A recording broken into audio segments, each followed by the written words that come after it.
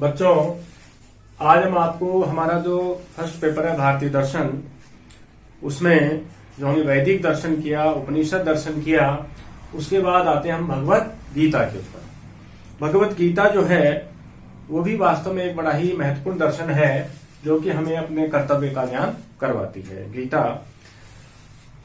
महाभारत का ही एक जो है पार्ट है भगवत गीता, जिसमें भगवान श्री कृष्ण जो है अर्जुन को जो उपदेश देते हैं, और अर्जुन को जो उपदेश देने की जो घटना है जिसमें अर्जुन अपने कर्तव्य से विमुख हो गया था और उसको कर्तव्य का भान कराने के लिए जब श्री कृष्ण उसका सारथी बन करके और जो कर्तव्य का निष्काम कर्म का जो उपदेश देते हैं वो भगवत गीता के अंतर्गत आता है।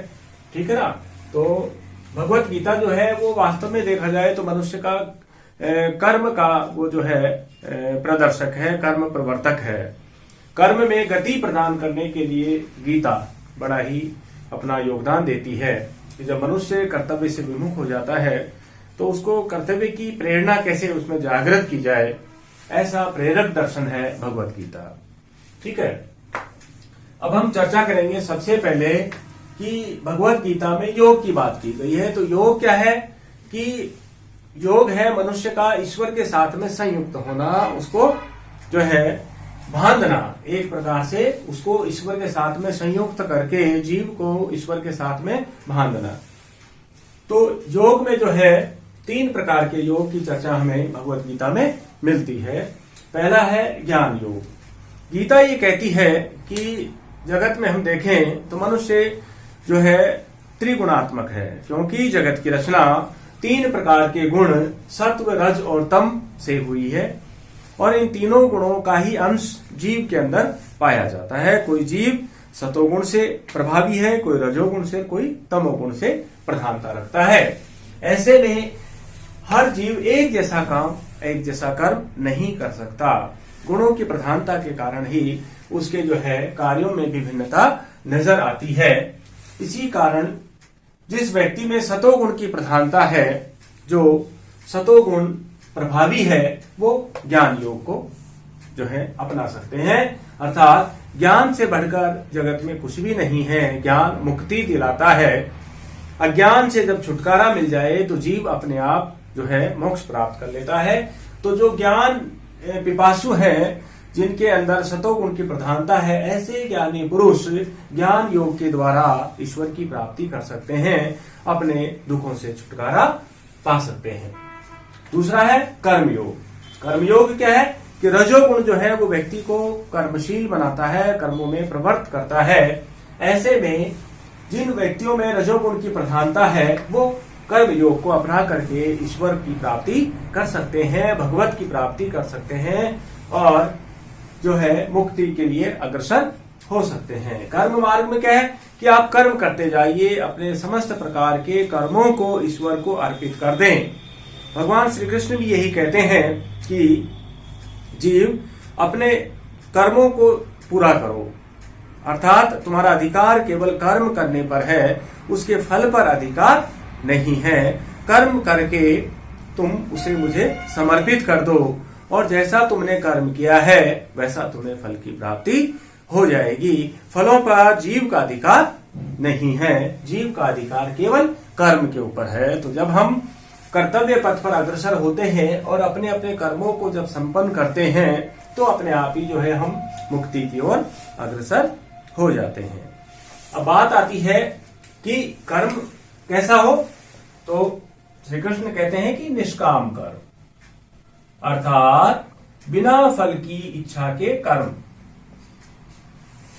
क्योंकि बिना फल के ऊपर हमारा अधिकार नहीं है, इसलिए हमें फल की चिंता भी नहीं करनी चाहिए। हमें केवल कर्म के ऊपर ही अपना जो है वो पूरा ध्यान लगाना चाहिए। कर्म यदि सही करेंगे, सही दिशा में हम चलेंगे तो फल अपने आप ही अच्छा होगा। ठीक है ना। तो वो निष्काम कर्म के ऊपर बल देते हैं, जहां पर हम केवल विशुद्ध कर्तव्य चेतना, कर्तव्य की चेतना से प्रेरित होकर ही कर्म करें। कर्तव्य चेतना कि शिक्षक का कर्तव्य है बच्चों का अध्ययन अध्यापन करवाना। ठीक है ना। वो ये नहीं देखे कि उसने इसमें मुझे जो पैसा मिल रहा है वो अन्य की तुलना में कम है या ज्यादा है, इस पर हमारा अधिकार नहीं है। हम केवल कर्तव्य की चेतना से प्रेरित होकर के ही कर्म करें, यह है कर्मयोग। ठीक है, इसी से निष्काम कर्मयोग निकलता है। ठीक है ना। और अब हम आते हैं भक्ति योग, जो तीसरा मार्ग है कि जगत में हम देखें तो कुछ व्यक्ति ऐसे हैं जो सरल स्वभाव के हैं और जिनका इन दोनों ही मार्गों पर उनको आनंद की प्राप्ति नहीं होती, इनका रुझान इन मार्गों पर कम रहता है। ऐसे व्यक्ति जो कि ईश्वर की प्राप्ति के लिए जो है पूजा, उपासना, आराधना इत्यादि को अपनाते हैं, वो भक्ति मार्ग को अपनाते हैं। भक्ति क्या कहती है कि भक्ति सबसे जो है ये कहें कि आसान मार्ग है, जहां पर भक्त ईश्वर की आराधना में इतना लीन हो जाता है कि वो अपने आप ही जो है धीरे धीरे धीरे उसके सारे जितने भी जो है व्यवधान जो थे, जितने भी अवरोधक थे ईश्वर के और उसके मध्य में, सारे अवरोध धीरे धीरे समाप्त हो जाते हैं। ऐसी भक्ति की जो है मार्ग गीता बताती है। और भक्ति भी कैसी होती है कि जब जीव ईश्वर की भक्ति में पूरा लीन हो जाता है, अर्थात अपने आप को सब कुछ वो समर्पित कर देता है, तो उसको कहते हैं प्रपत्ति। प्रपत्ति क्या है कि अपने आप को पूर्ण रूप से ईश्वर की भक्ति में लीन कर लेना, उसको अपना भी भान, अपना भी उसको ज्ञान नहीं रहता। ऐसी जो है लीन भक्ति वो प्रपत्ति कहलाती है। शरणागत की जो अवस्था है कि भक्त अपने आप को ईश्वर की जो है शरण में दे देता है और अपना जो अस्तित्व ही है वो भूल जाता है, ऐसी प्रपत्ति, ऐसी शरणागति भक्ति योग है। ठीक है। अब हम चर्चा करेंगे कि भक्ति के कितने प्रकार हैं। तो दो प्रकार की भक्ति स्वीकार की गई है, पराभक्ति और अपराभक्ति। ठीक है ना। तो पराभक्ति क्या है, ये मोक्ष की अवस्था है कि यहाँ पर जीव जो है वो मुक्ति की प्राप्ति कर लेता है।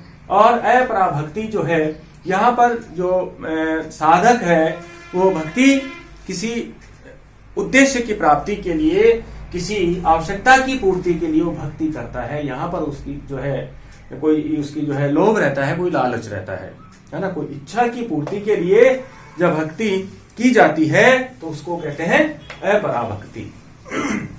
ठीक है। तो ये भक्ति के दो प्रकार मान लिए गए। भक्ति से ही जुड़ा हुआ जो है कॉन्सेप्ट वो है भक्तों के चार प्रकार।